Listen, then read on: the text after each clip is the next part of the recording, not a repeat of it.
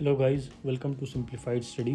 इस वीडियो में हम देखेंगे operations on determinants, properties of determinants और स्पेशल टाइप ऑफ डिटर्मिनेंट्स, जिसमें प्रॉपर्टीज़ का यूज़ करके डिटर्मिनेंट की वैल्यू निकालना डिटेल में सीखेंगे।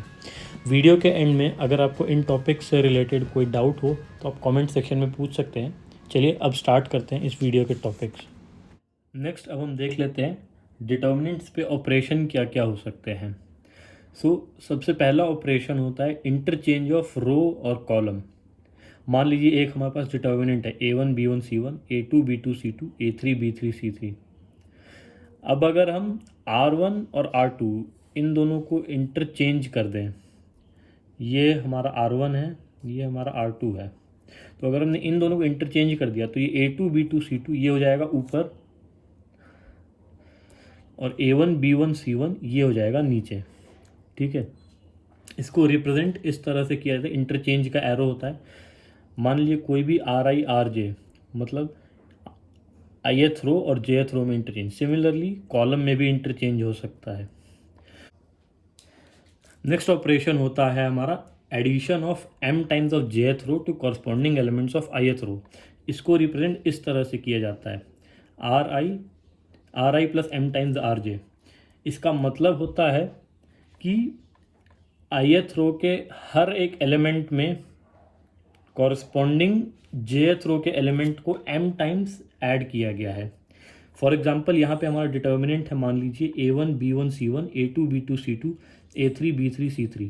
इसमें अगर हम अप्लाई करते हैं R2 को, हमने ऑपरेशन अप्लाई किया है R2 plus 2 times R1 for example, तो R1 और R3 ये हमारे सेम रहेंगे, A1 B1 C1, A3 B3 C3। R2 जो हो जाएगा उसमें 2 टाइम्स ऑफ R1 ऐड हो जाएगा हर एक एलिमेंट में। A2 में 2 टाइम्स ऑफ A1 ऐड हो जाएगा, B2 में 2 टाइम्स ऑफ B1 ऐड हो जाएगा और C2 में 2 टाइम्स ऑफ C1। सिमिलरली जैसे हमने एक रो के एलिमेंट्स को ऐड किया, वैसे ही हम मल्टीपल रो के एलिमेंट्स को भी ऐड कर सकते हैं। फॉर एग्जांपल R1 को हमने ऑपरेट किया है R1 plus R2 plus 2R3 से इस डिटर्मिनेंट में। सो यहाँ पे हमारे R2 और R3 सेम रहेंगे, सेकेंड रो और थर्ड रो सेम रहेंगे। फर्स्ट रो जो है वो हो जाएगा हमारा A1 plus A2 plus 2 times of A3। R1 plus R2 plus 2R3 है इस वजह से। सिमिलरली B1 हो जाएगा हमारा B1 plus B2 plus 2 times of B3। C1 हो जाएगा C1 plus C2 plus 2 times of C3। जैसे हमने यहाँ पे रो में ये ऑपरेशन किया, उसी तरह से कॉलम में भी ये ऑपरेशन कर सकते हैं। Next, transposing the rows and columns. मान लिया हमारे पास डिटर्मिनेंट है A1 B1 C1, A2 B2 C2, A3 B3 C3। अगर हम रोज को कॉलम्स के साथ ट्रांसपोज कर दें, इसका मतलब कि जो हमारे रोज हैं वो कॉलम बन गए। मान लीजिए ये A1 B1 C1, ये फर्स्ट रो जो है ये A1 B1 C1 हमारा फर्स्ट कॉलम बन गया। सिमिलरली A2 B2 C2 ये जो सेकेंड रो है ये A2 B2 C2 second column बन गया। A3 B3 C3 जो है ये भी रो से कॉलम में कन्वर्ट हो गया। यहाँ पे हमारे डायगोनल एलिमेंट्स हमेशा कांस्टेंट रहते हैं। ये A1 अपनी पोजीशन फिक्स रहेगी उसकी, B2 इसकी भी पोजीशन फिक्स रहेगी और C3 इसकी भी पोजीशन फिक्स रहेगी। बाकी जो एलिमेंट्स हैं वो इंटरचेंज हो जाएंगे। ये A2 B1 A2 B1 ये इंटरचेंज हो गए, C1 A3 C1 A3 ये आपस में इंटरचेंज हो गए। Again B3 C2 B3 C2 ये आपस में इंटरचेंज हो गए। तो ये 3 ऑपरेशन होते हैं जो हम डिटर्मिनेंट पे कर सकते हैं। अब इनकी वजह से प्रॉपर्टीज़ में क्या चेंज आता है वो देख लेते हैं। तो सबसे पहली प्रॉपर्टी देख लेते हैं। सबसे पहली प्रॉपर्टी है value of the determinant remains same if the rows are change into corresponding columns and vice versa. मतलब ट्रांसपोज अगर हम करते हैं तो वैल्यू ऑफ डिटर्मिनेंट सेम रहेगा हमारा। मान लीजिए हमारा डिटर्मिनेंट है delta A1 B1 C1, A2 B2 C2, A3 B3 C3। इसको जब हमने ट्रांसपोज कर दिया तो ये A1 A2 A3 रो बन गए, B1 B2 B3 ये रो बन गए और C1 C2 C3 ये भी रो बन गए कॉलम से। अगर हम इसको मान लेते हैं डेल्टा, इसको ट्रांसपोज करने के बाद ये हो गया हमारा एग्जाम्पल डेल्टा डैश। तो डेल्टा क्या हो जाएगा हमारा, डेल्टा की वैल्यू निकालने के लिए हमने इसको फर्स्ट कॉलम के अलॉन्ग एक्सपैंड किया है। तो A1 into C11 plus A2 into C21 plus A3 into C31। यहाँ पे C11 इस एलिमेंट का कोफैक्टर है, C21 इस एलिमेंट का, C31 इस एलिमेंट का। सो C11 क्या हो जाएगा, C11 निकालने के लिए हम इसको हटा देंगे, ये B2 C2 B3 C3, ये हो जाएगा C11। सिमिलरली C21 C31 इनको भी हम निकाल लेंगे। तो C21 हो जाएगा हमारा, ये हट जाएगा, minus of B1 C1 B3 C3, ये हो जाएगा। सिमिलरली C31 हो जाएगा B1 C1 B2 C2, ये और ये इसको हटा दिया हमने। तो यहाँ से हमारी C11 C21 C31 की वैल्यू आ गई। नेक्स्ट अब हम डेल्टा डैश को अगर हम निकालें, तो डेल्टा डैश निकालने के लिए हम इसको फर्स्ट रो के अलॉन्ग एक्सपैंड कर देते हैं। तो फर्स्ट रो के अलॉन्ग एक्सपैंड करेंगे तो ये हो जाएगा A1 into C11 dash. C11 dash मतलब इस जो ट्रांसपोज होने के बाद जो डिटर्मिनेंट है उसके C11 का वैल्यू जो है वो है हमारा C11 dash. Similarly A2 into C12 dash, A3 into C13 dash. C11 dash क्या होगा, C11 डैश अगेन यहाँ से हम A1 के रो और कॉलम इनको हटा देंगे, B2 C3 C2 C3 ये हो जाएंगे। C12 डैश के लिए हम इनको हटा देंगे, B1 B3 C1 C3 और साथ में माइनस साइन। C13 डैश के लिए ये कॉलम और ये रो हटा देंगे, B1 B2 C1 C2 ये हो जाएगा। अब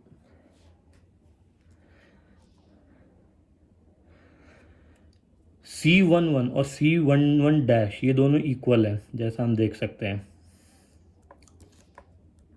इनकी दोनों की वैल्यू आ रही है B2 C3 minus B3 C2, B2 C3 minus B3 C2, यहाँ पे भी, और ये C11 डैश में भी B2 C3 minus B3 C2।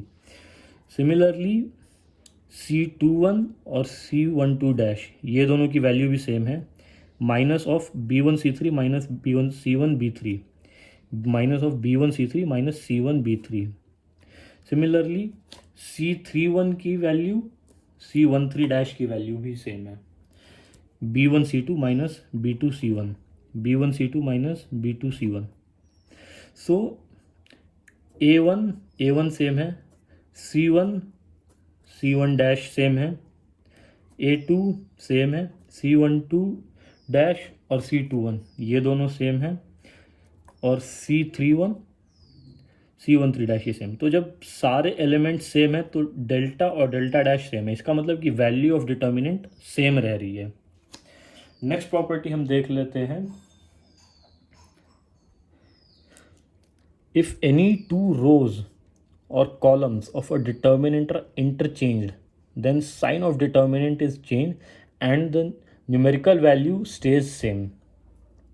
इसका मतलब है कि अगर हमारे पास एक डिटर्मिनेंट है delta A1 B1 C1 A2 B2 C2 A3 B3 C3, इसमें हमने R1 और R2 को इंटरचेंज कर दिया तो जो डिटर्मिनेंट आएगा डेल्टा डैश, तो ये प्रॉपर्टी के according delta dash equal to minus of delta, सिर्फ साइन चेंज होगा, न्यूमेरिकल वैल्यू उसकी सेम रहेगी। एग्जाम्पल के लिए हम यहाँ पे देख लेते हैं, डेल्टा जो है ये हो जाएगा A1 into C11 plus A2 into C21 plus A3 into C31।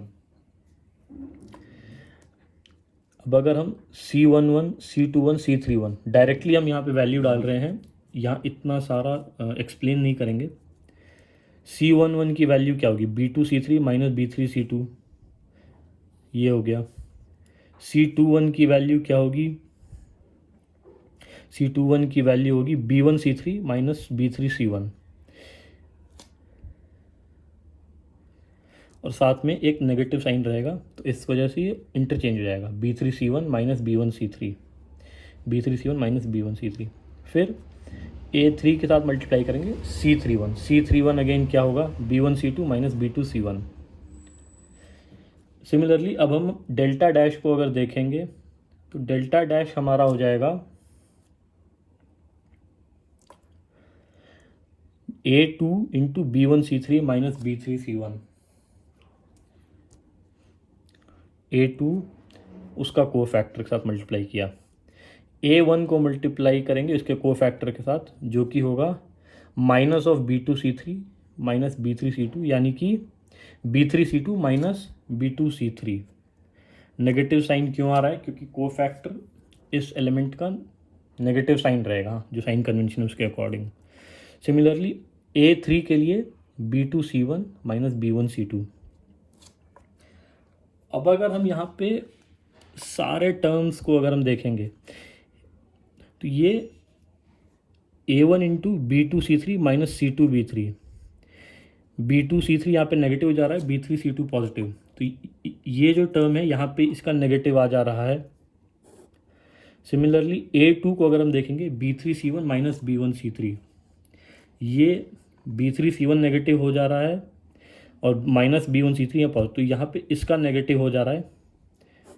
और A3 के साथ B1C2 माइनस B2C1 ये हो जा रहा है B2C1 माइनस B1C2, तो ये इसका नेगेटिव हो जा रहा है। तो इसलिए डेल्टा डैश जो होगा वो होगा माइनस ऑफ डेल्टा। तो न्यूमेरिकल वैल्यू सेम रह रही है, सिर्फ साइन चेंज हो जा रहा है। तो अगर हम एक बार अगर हम इंटरचेंज करते हैं तो एक बार साइन चेंज होता है। अगर हम m टाइम्स साइन चेंज करेंगे तो -1 टू द पावर m ये हो जाएगा नया sign, value numerical value same रहेगी। फॉर एग्जांपल अगर 2 बार साइन चेंज करेंगे, मान लीजिए R1 R2 किया फिर R2 R3 को इंटरचेंज कर दिया तो 2 चेंज हो जाएंगे, तो -1 इंटू -1 वो सेम हो जाएगा। 3 चेंज करेंगे तो -1 टू द पावर 3 तो माइनस साइन आ जाएगा। तो इस तरह से जितनी बार हम साइन चेंज करेंगे हर बार एक नेगेटिव साइन आ जाया करेगा। अब नेक्स्ट प्रॉपर्टी देख लेते हैं। नेक्स्ट प्रॉपर्टी है इफ 2 रोज और columns of a determinant are identical, that is corresponding elements have same values, then value of determinant is 0। मतलब अगर यहाँ पे मान लीजिए एक डिटर्मिनेंट है delta A1 B1 C1 A1 B1 C1 A2 B2 C2, यहाँ पे फर्स्ट रो और सेकंड रो एकदम आइडेंटिकल है, मतलब कॉरस्पॉन्डिंग एलिमेंट सेम है, A1 A1 B1 B1 C1 C1, तो इसकी वैल्यू 0 होगी। कैसे होगी देख लेते हैं। मान लीजिए यहाँ पे हमने R1 और R2 को इंटरचेंज किया तो डेल्टा डैश अभी भी हमारा सेम रहेगा, डेल्टा जो है वो, क्योंकि A1 इंटरचेंज होंगे तो कोई डिफरेंस नहीं है, B1 B1 में C1 C1 में। लेकिन एक बार अगर हमने रो चेंज किया तो delta dash equal to minus delta होना चाहिए, लेकिन delta dash equal to delta भी है। तो यहाँ पे जब हमने ये वैल्यू हमने इस इक्वेशन में डाल दी, delta dash equal to delta, तो delta equal to minus of delta, तो 2 डेल्टा 0, यानी कि डेल्टा हमारा 0 होगा।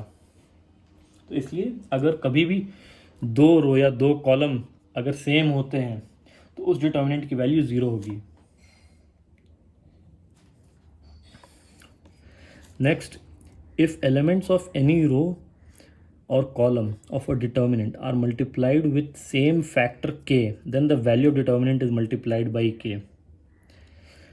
मतलब मान लीजिए हमारे पास डिटर्मिनेंट है A1 B1 C1 A2 B2 C2 A3 B3 C3, जिसकी की वैल्यू होगी A1 into C11 plus A2 into C21 plus A3 into C31। First column के अलॉन्ग एक्सपैंड कर रहे हैं। अब अगर हम फर्स्ट कॉलम के सभी एलिमेंट्स को k से मल्टीप्लाई कर देते हैं तो जो हमारा डिटर्मिनेंट नया डिटर्मिनेंट बनेगा delta dash KA1 KA2 KA3, बाकी B1 B2 B3 C1 C2 C3 सब सेम है। तो इस डिटर्मिनेंट की जो वैल्यू होगी वो होगी KA1 इंटू C11। यहाँ पे को फैक्टर्स चेंज नहीं होंगे इन तीनों एलिमेंट्स के, क्योंकि को फैक्टर सिर्फ इन एलिमेंट्स के अरेंजमेंट से बनते हैं और इन एलिमेंट्स का अरेंजमेंट नहीं बदल रहा है। फॉर एग्जांपल यहाँ पे जो C11 है B2 C3 minus B3 C2, यहाँ पे जो है वो है B2C3 माइनस B3C2। तो C11 सेम है, C21 भी इसी तरह सेम रहेगा, C31 भी इस तरह से सेम रहेगा। तो A1 की जगह पे हो जाएगा KA1, A2 की जगह पे KA2, A3 की जगह पे KA3। K कॉमन हो जाएगा, A1 C11 plus A2 C21 plus A3 C31। ये वैल्यू हमको पता है, ये हमारी ओरिजिनल डिटर्मिनेंट डेल्टा है। तो ये हो जाएगा equal to K times delta. तो delta dash equal to K delta. कभी भी अगर हम किसी भी रो या किसी भी कॉलम के अलॉन्ग किसी भी कांस्टेंट टर्म से मल्टीप्लाई करते हैं तो वो पूरा डिटर्मिनेंट K टाइम्स मल्टीप्लाई हो जाता है। सिमिलरली अगर मान लीजिए हम एक रो के अलॉन्ग K1 से मल्टीप्लाई करें, एक कॉलम के अलॉन्ग K2 से करें, तो जो डिटर्मिनेंट होगा वो मल्टीप्लाई हो जाएगा K1 K2 से। मान लीजिए यहाँ पे हमने K से यहाँ मल्टीप्लाई किया, K डैश से अगर हम यहाँ मल्टीप्लाई कर देते K dash K dash K dash, तो जो हमारा डिटर्मिनेंट होता उसकी वैल्यू हो जाती डेल्टा डबल डैश। जो नया डिटर्मिनेंट बनता उसकी वैल्यू हो जाती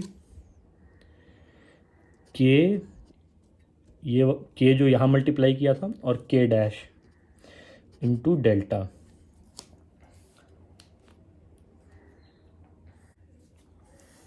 अब नेक्स्ट प्रॉपर्टी देख लेते हैं। If every element of a row और column is sum of two elements then the determinant is sum of two determinants.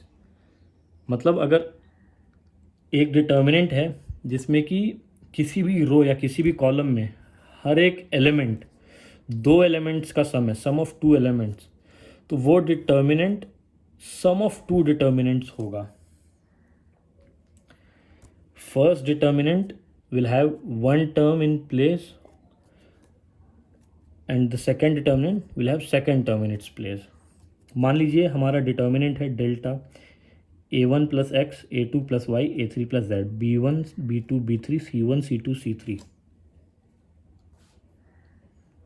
तो इस डिटर्मिनेंट को अगर हम एक्सपैंड करेंगे अलॉन्ग फर्स्ट कॉलम, तो ये हो जाएगा A1 plus x into C11, A1 plus x into C11 plus A2 plus y into C21, A2 plus y into C21 plus A3 plus z into C31।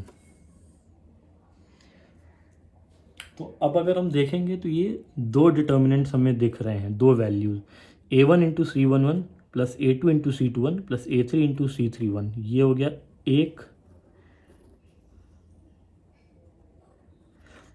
Plus second determinant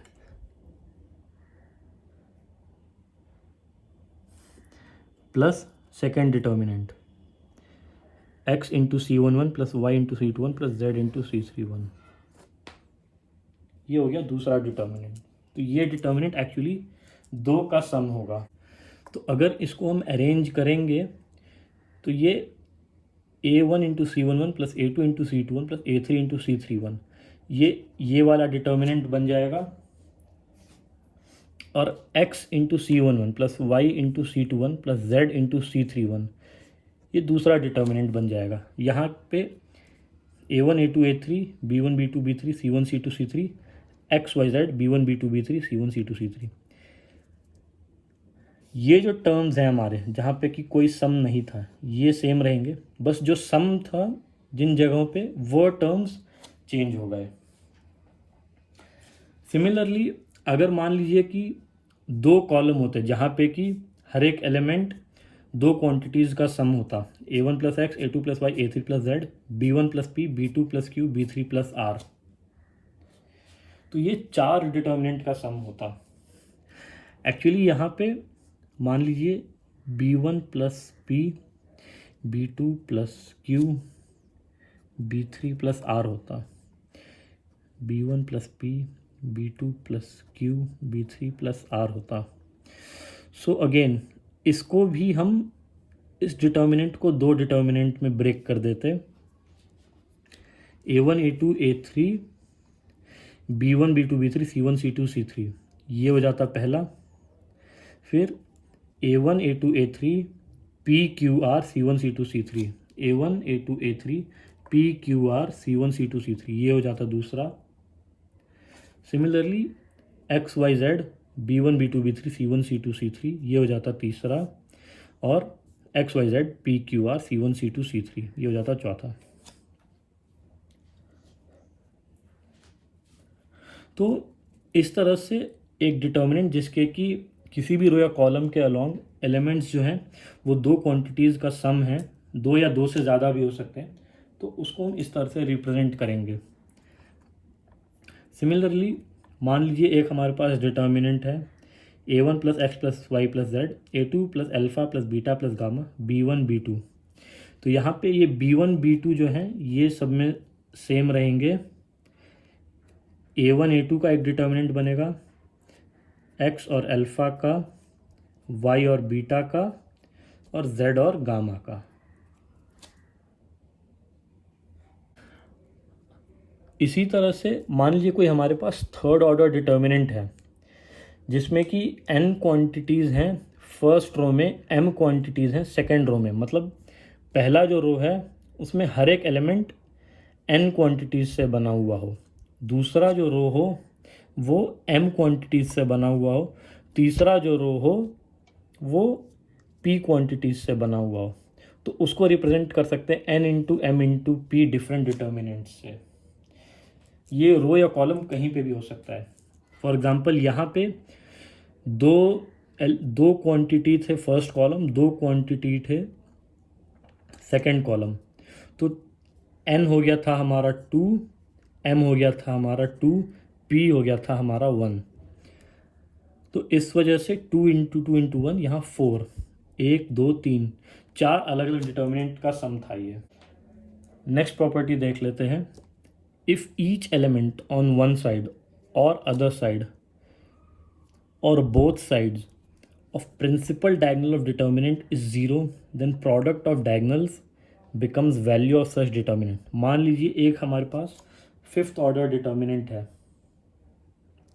A1 B1 C1 D1 E1, A1 B2 C3 D4 E5, ये हमारा principal diagonal है।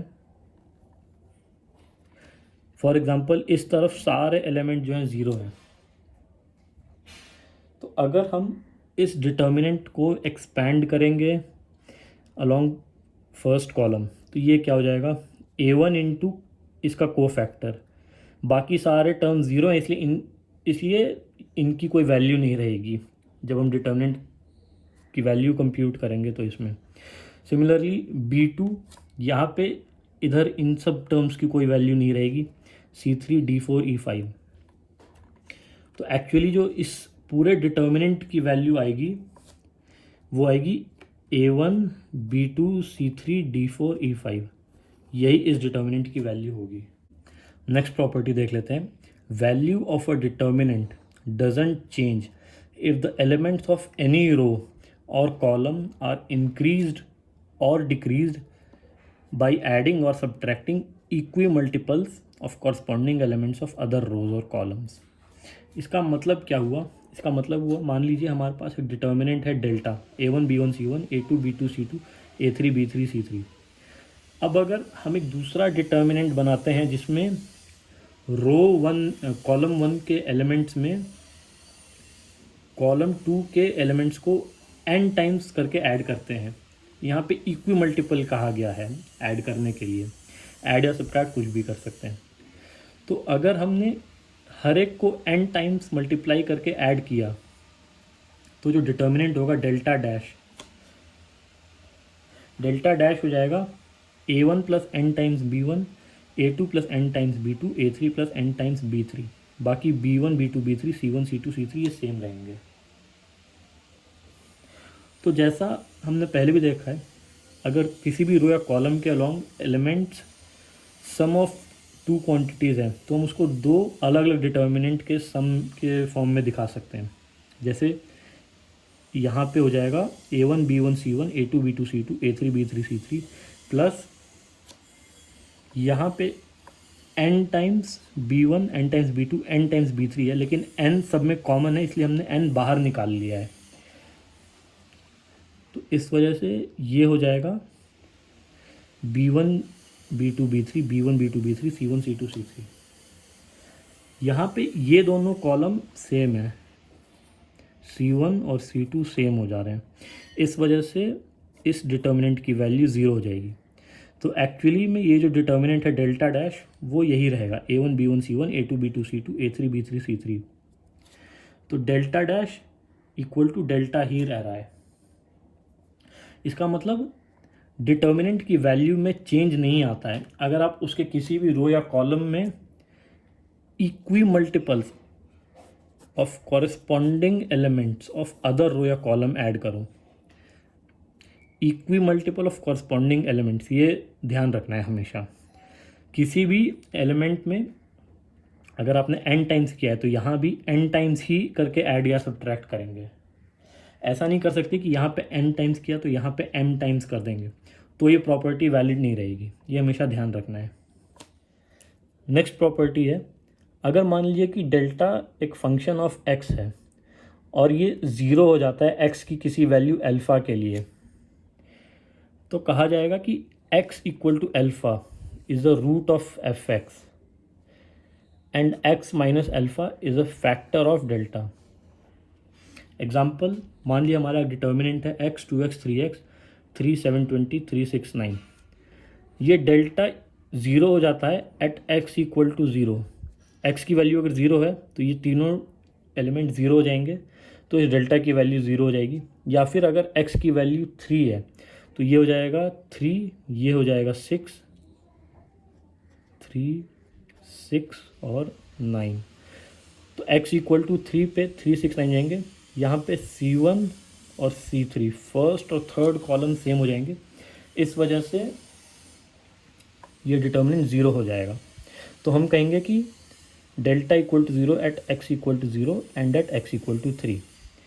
Therefore x minus zero and x minus 3 are factors of delta.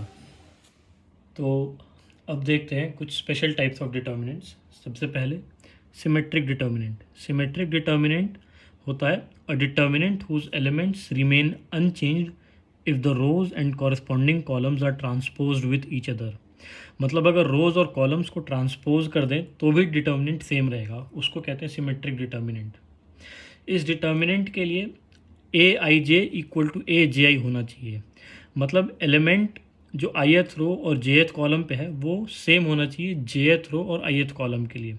For example A12 first row second column, यहाँ पे example है, first row second column का element है H और A21 second row first column, ये भी element है H। ये हमेशा सेम होना चाहिए, ये हर I और J के लिए वैलिड होना चाहिए।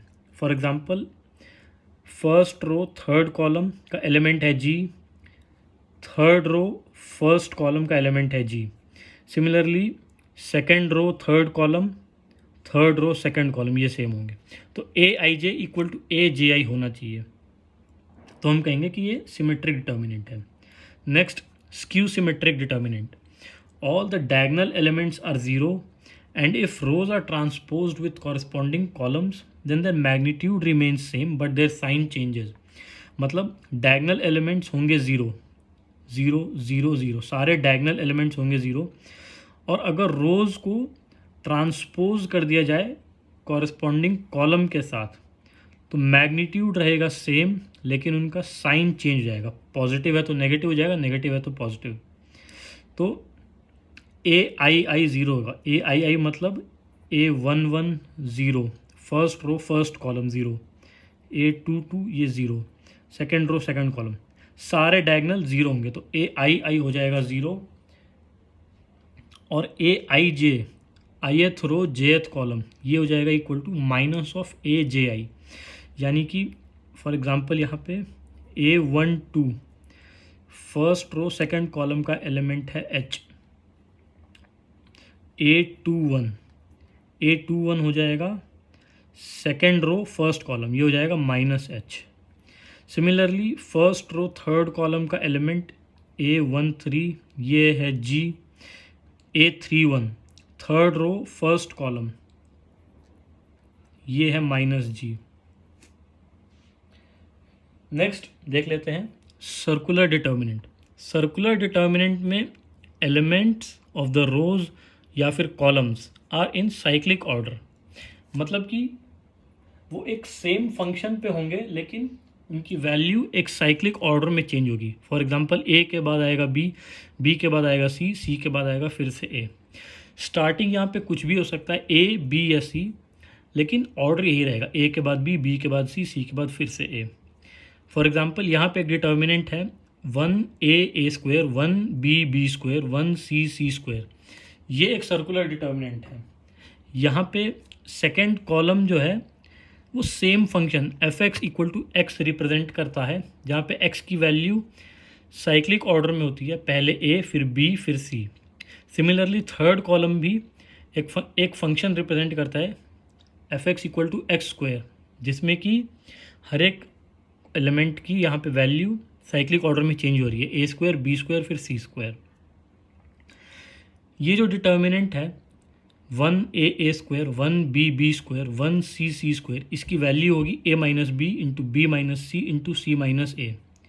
इसका हम प्रूफ देख लेते हैं कैसे होगा, लेकिन स्टूडेंट्स को यहाँ पे प्रूफ याद करने की ज़रूरत नहीं है। प्रूफ का बहुत सिंपल प्रोसेस है। जहाँ कहीं पर भी देखेंगे कि किसी भी रो या कॉलम के अलोंग सेम एलिमेंट्स हो रहे हैं, तो ऑपरेशंस के थ्रू बाकी सारे एलिमेंट्स को ज़ीरो कर देंगे, सिर्फ एक रह जाएगा। फॉर एग्जांपल यहाँ पे है 1a square, 1b square, 1c square. तो यहाँ पे हमारा ऑब्जेक्टिव है कि बाकी एलिमेंट्स ज़ीरो हो जाएंगे, क्योंकि जब हम एक्सपैंड करेंगे उस रो या कॉलम के अलोंग तो बाकी एलिमेंट्स की वैल्यू कुछ नहीं रहेगी। डिटर्मिनेंट की वैल्यू कंप्यूट करने में सिर्फ एक ही एलिमेंट की वैल्यू रहेगी, तो बहुत ईजिली हमारा डिटर्मिनेंट की वैल्यू हम निकाल लिया करेंगे। यहाँ पे हम देखते हैं हम कैसे बाकी एलिमेंट्स को ज़ीरो करेंगे, सिर्फ एक एलिमेंट रहेगा। हम यहाँ पे ऑपरेशन करेंगे, R2 को ऑपरेट करेंगे R2 माइनस R1 से, R2 माइनस R1 से, और R3 को ऑपरेट करेंगे R3 माइनस R1 से। तो R2 minus R1 second row minus first row जब हम करेंगे, 1 माइनस 1 ये हो जाएगा 0, b माइनस ए ये हो जाएगा b minus a, b square minus A square ये हो जाएगा बी स्क्वायर माइनस ए square. Similarly R3 minus R1 करेंगे, 1 माइनस 1 हो जाएगा 0, c माइनस ए और c स्क्वायर माइनस ए स्क्वायर। यहाँ पे b स्क्वायर माइनस ए स्क्वायर होता है b minus a into b plus a, c square minus A square हो जाएगा c minus a into c plus A. Second row में से b minus ए common है, यहाँ पे भी b माइनस ए है, यहाँ पे भी b माइनस ए है, और ज़ीरो को अगर हम b माइनस ए से मल्टीप्लाई करेंगे तो भी वो ज़ीरो ही रहेगा, इसलिए यहाँ पे भी हम मान सकते हैं कि b माइनस ए है। तो यहाँ से हम b माइनस ए कॉमन ले लेंगे और बाहर निकाल लेंगे डिटर्मिनेंट से। सिमिलरली यहाँ पे c माइनस ए हम कॉमन ले लेंगे, क्योंकि हर जगह पे c माइनस ए है, c माइनस ए को कॉमन लेके बाहर निकाल लेंगे। तो जो डिटर्मिनेंट होगा 1 0 0 a 1 1, यहाँ से जब हमने b माइनस ए निकाल लिया तो 1 बचा, यहाँ से जब c माइनस ए निकाल लिया तो 1 बचा, यहाँ से जब हमने b माइनस ए निकाल लिया तो सिर्फ b प्लस ए बचा। सिमिलरली यहाँ से c माइनस ए निकाल लिया तो सिर्फ c प्लस ए बचा। अब इस डिटर्मिनेंट की वैल्यू निकालने के लिए हम सिंपली इसको एक्सपैंड कर देंगे फर्स्ट कॉलम के लॉन्ग। बाकी दोनों एलिमेंट्स की वैल्यू ज़ीरो है, इस वजह से ये डिटर्मिनेंट की वैल्यू में कोई इफेक्ट नहीं डालेंगे। सिर्फ जो हमारा पहला एलिमेंट है a11 जिसकी वैल्यू 1 है, सिर्फ इसी का इफेक्ट आएगा। ये जो डिटर्मिनेंट होगा इसकी वैल्यू होगी b minus a into c minus a into c plus a into 1 minus B plus a into 1। यहाँ पर हमने b प्लस ए पहले लिखा है, c प्लस ए बाद में लिखा है, तो इस वजह से हम यहाँ पे एक नेगेटिव साइन डाल देंगे। तो b प्लस ए माइनस सी प्लस ए और ए कैंसिल हो जाएंगे, तो ये b माइनस सी बचेगा। तो इसकी वैल्यू हो जाएगी b minus a into c minus a into c minus B. ये नेगेटिव साइन जब हम ले लेंगे, इसको हम मल्टीप्लाई करेंगे 1 से, 1 माइनस 1 इंटू माइनस 1, तो इसके वैल्यू पे कोई चेंज नहीं आएगा। पहला माइनस 1 हम यूज़ कर लेंगे b माइनस ए के साथ, तो वो हो जाएगा a माइनस बी। सिमिलरली दूसरा माइनस 1 हम यूज़ करेंगे c माइनस बी के साथ, तो वो हो जाएगा b माइनस सी। तो इस तरह से डिटर्मिनेंट की वैल्यू आ जाएगी a minus b into b minus c into c minus a, जो कि ओरिजिनली हमें प्रूव करना था। आइए अब नेक्स्ट डिटर्मिनेंट देखते हैं। एक सर्कुलर डिटर्मिनेंट देखते हैं। नेक्स्ट डिटर्मिनेंट है हमारा a b c, a square b square c square, b c c a b equal to 1 1 1 a square b square c square a cube b cube c cube. यहाँ पे ये determinant भी circular है, ये determinant भी circular है। यहाँ पे ये जो टर्म्स हैं फर्स्ट रो और सेकंड रो के अलॉन्ग, ये तो पता चल रहा है कि ये f x equal to x है, ये f x equal to x square है, जिसमें कि वैल्यू बारी बारी से ए फिर बी और फिर सी हो रही है। ये जो थर्ड रो है, थर्ड रो में बी सी है हमारा a b c divided by a, यहाँ पे हम लिख रहे हैं बी सी है हमारा a b c by a. Similarly c a है हमारा a b c by b और ए बी है हमारा ए बी सी बाई सी। तो इस वजह से यहाँ पर भी ए बी और सी ये सर्कुलर वे में रिपीट हो रहे हैं, इस वजह से ये एक सर्कुलर डिटर्मिनेंट है। और इन दोनों की वैल्यू है a minus b into b minus c into c minus a into a B plus B C plus C a. इसका प्रूफ देख लेते हैं। इसका प्रूफ देखने के लिए सबसे पहले हम प्रूव करेंगे कि ये जो डिटर्मिनेंट है a b c, a square b square c square, b c c a b, ये होगा equal to 1 1 1 a square b square c square a cube b cube c cube के। मान लीजिए delta equal to a b c, a square b square c square, b c c a b है।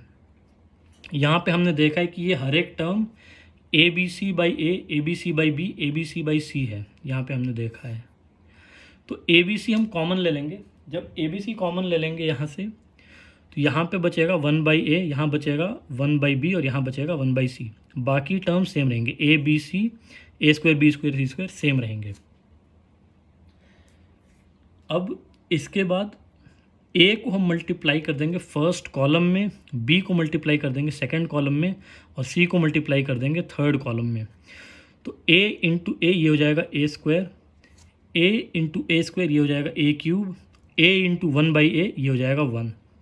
तो ए square 1 by a ये हो जाएगा ए square a cube 1। Similarly यहाँ पे हो जाएगा बी स्क्वायर बी क्यूब 1 और सी स्क्वायर सी क्यूब 1। इसके बाद इस डिटर्मिनेंट में हम R1 और R3 को इंटरचेंज कर देंगे, फर्स्ट रो और थर्ड रो को इंटरचेंज कर देंगे। तो 1 1 1 हमारा ऊपर आ जाएगा, ए square b square c square नीचे आ जाएगा, a cube b cube c cube second row जो है वो सेम रहेगा। इसके बाद हम इस डिटर्मिनेंट में R2 और R3 सेकेंड रो और थर्ड रो को इंटरचेंज कर देंगे। फर्स्ट रो सेम रहेगा 1 1 1, a square b square c square ये हो जाएगा सेकेंड रो और ए cube b cube c cube ये हो जाएगा थर्ड रो। तो ये जो डिटर्मिनेंट है ये बन जाएगा 1 1 1 a square b square c square a cube b cube c cube. तो यहाँ पे हमने प्रूव किया कि ये दोनों डिटर्मिनेंट सेम है। अब हम इस डिटर्मिनेंट की वैल्यू निकालेंगे। वैल्यू निकालने के लिए हम इस दूसरे डिटर्मिनेंट का यूज़ करेंगे, क्योंकि यहाँ पे हम देख रहे हैं कि फर्स्ट रो के अलॉन्ग तीनों एलिमेंट की वैल्यू 1 1 1 है। तो इसमें हम 2 को 0 बनाना हमारे लिए बहुत ईजी है, इस वजह से डिटर्मिनेंट की वैल्यू यहाँ पे ईजिली निकल जाएगी। यहाँ पे हम अप्लाई करेंगे C2 पे C2 माइनस C1 और C3 पे C3 माइनस C1। तो 1 माइनस 1 ये हो जाएगा 0, बी स्क्वायर माइनस ए स्क्वायर हो जाएगा यहाँ पे और B cube minus a cube हो जाएगा यहाँ पे। सिमिलरली जब हम C3 पे ऑपरेट करेंगे C3 माइनस C1, तो ये हो जाएगा 1 माइनस 1 अगेन 0, ये हो जाएगा C स्क्वायर माइनस ए स्क्वायर और ये हो जाएगा C cube minus a cube. अब हमें पता है बी स्क्वायर माइनस ए स्क्वायर ये हो जाएगा b minus a into b plus a. Similarly a cube minus b cube हमें पता है a minus b into a square plus B square plus a b होता है। तो b cube minus a cube में भी b minus a into a square plus B square plus a b आएगा। तो b minus a second column में से common हो जाएगा। Similarly c minus a third column में से कॉमन हो जाएगा। इसके बाद हम इस डिटर्मिनेंट को फर्स्ट कॉलम के अलॉन्ग, फर्स्ट रो के अलॉन्ग एक्सपैंड करेंगे। तो ये हो जाएगा b plus a into c square plus a square plus a c minus c plus a into a square plus B square plus a b. इसको जब हम सिंप्लीफाई करेंगे तो यहाँ पे बाकी सारे टर्म्स आपस में कैंसिल आउट हो जाएंगे, सिर्फ 4 टर्म बचेंगे, b c square plus a c square यहाँ पे इनमें बचेगा और यहाँ पे बचेगा b square c plus B square a. यहाँ पे बी सी स्क्वायर और बी स्क्वायर सी को हम कॉमन ले लेंगे और ए सी स्क्वायर और ए बी स्क्वायर को, b c square minus B square c, ये हो जाएगा b c into c minus b, और यहाँ पे ये हो जाएगा a into c square minus B square, c square minus B square हो जाएगा c minus b into c plus B. C minus b again common हो जाएगा तो हम उसको बाहर लेके आ जाएंगे, और b C plus a into c b, a c plus a b, ये हो जाएगा ए c a B B C, ये तीनों टर्म हो गए। B minus a c minus B, ये हो गए। अब इन तीनों टर्म में हम मल्टीप्लाई करेंगे -1 इंटू -1, 1 से मल्टीप्लाई करेंगे तो वैल्यू में कोई चेंज नहीं आएगा, तो ये हो जाएगा। b माइनस ए को जब हम -1 से मल्टीप्लाई करेंगे तो ये हो जाएगा a minus b, c minus b को जब -1 से मल्टीप्लाई करेंगे तो ये हो जाएगा b माइनस सी, सी माइनस ए हमारा सेम रहेगा। तो इस तरह से डिटर्मिनेंट की वैल्यू आ जाएगी a minus b into b minus c into c minus a into a B plus B C plus C a, जो कि हमारा ओरिजिनल वैल्यू थी जो हमें निकालनी थी।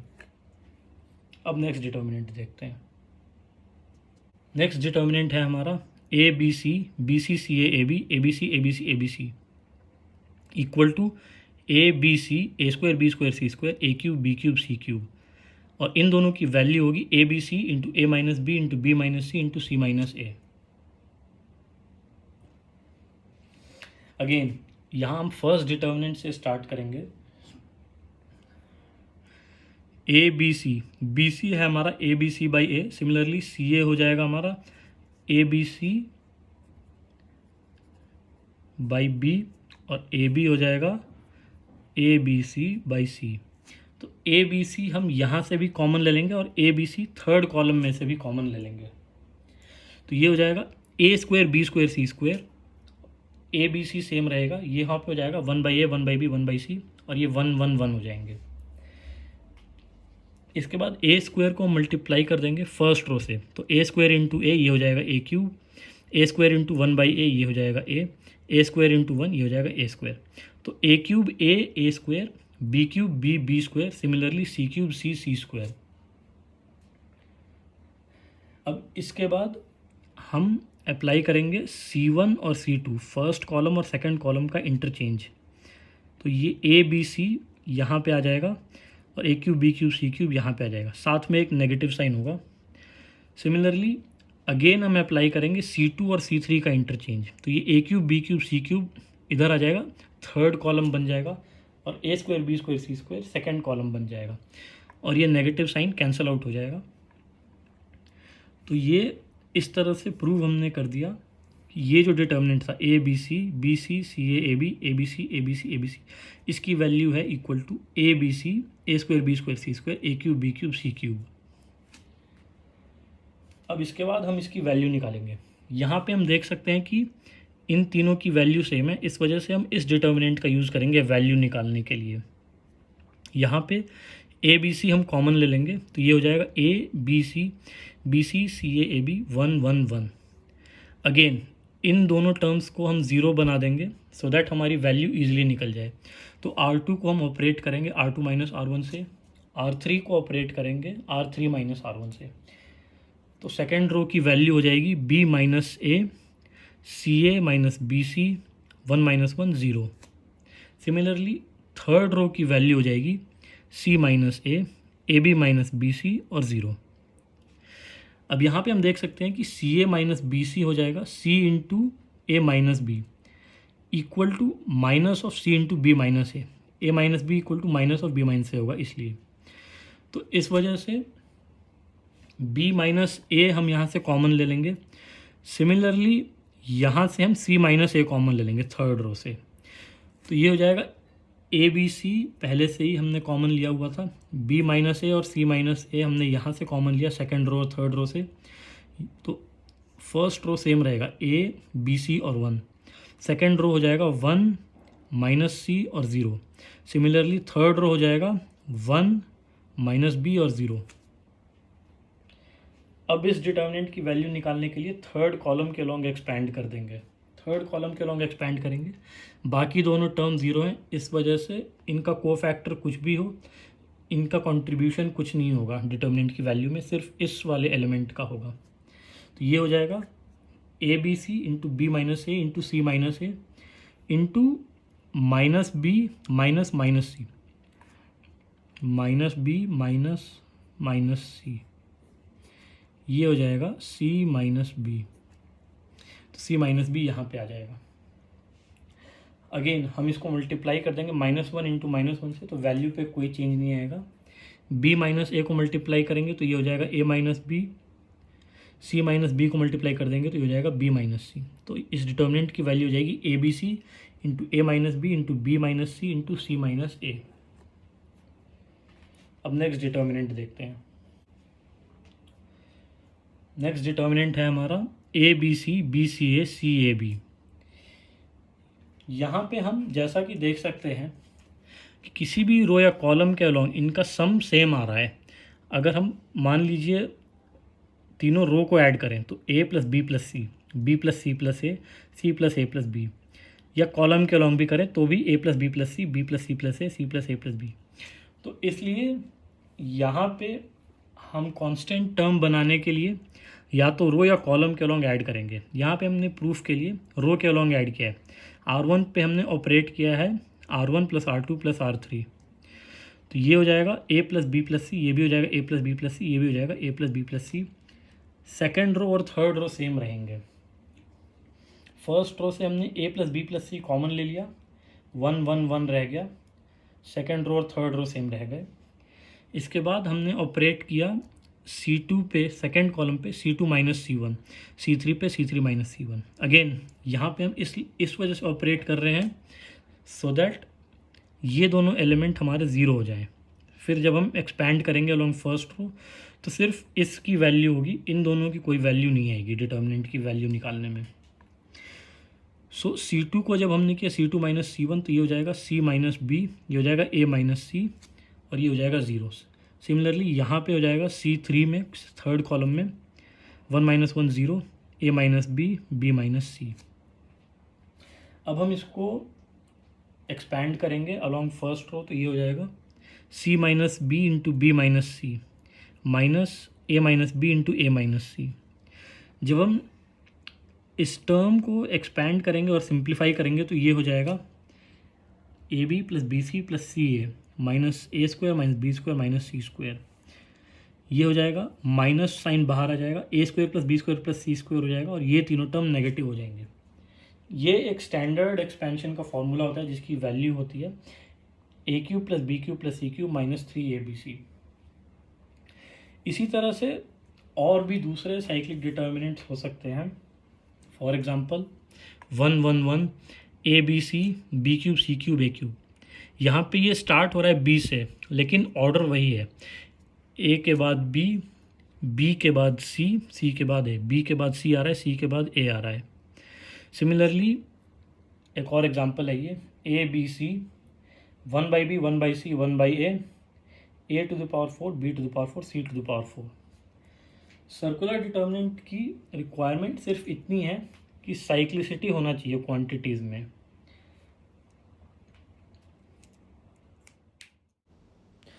नेक्स्ट वीडियो में हम देखेंगे मल्टीप्लिकेशन ऑफ डिटर्मिनेंट्स और factorisation of determinants. Latest videos के लिए हमारे चैनल को सब्सक्राइब कीजिएगा। Thank you.